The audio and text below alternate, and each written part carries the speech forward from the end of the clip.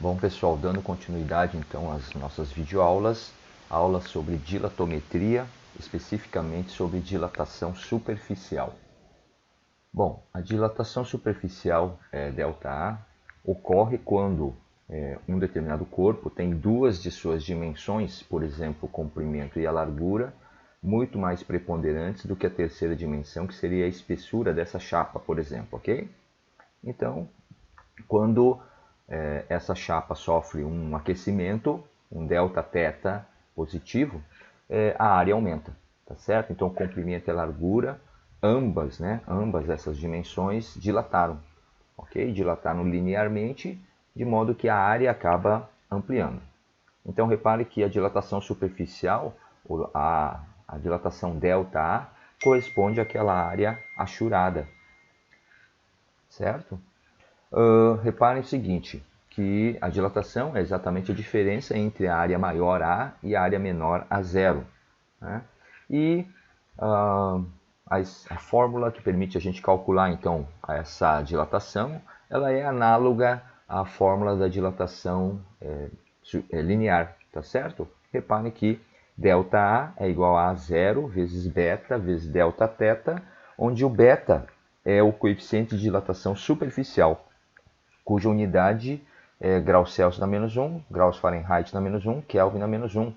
Reparem que são as mesmas unidades de medida do alfa, né? E ainda reparem o seguinte, que o beta é o dobro do alfa. Então, se o problema der para nós o valor do alfa, ou seja, do coeficiente de dilatação linear, nós temos que multiplicar por 2, né, para podermos calcular a dilatação superficial, ok? Fazendo a substituição A menos A0 no lugar do ΔA, a gente obtém então uma segunda expressão aí que permite a gente calcular a área maior, a área final A, em função da área menor A0, tá certo?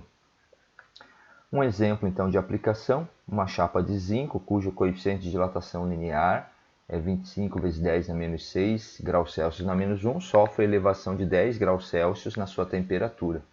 Verifica-se que a área da chapa aumenta de 2 centímetros. Nessas condições, a área inicial da chapa mede em centímetros quadrados. Bom, então repare que nós temos que usar aí a formulação da dilatação superficial, né?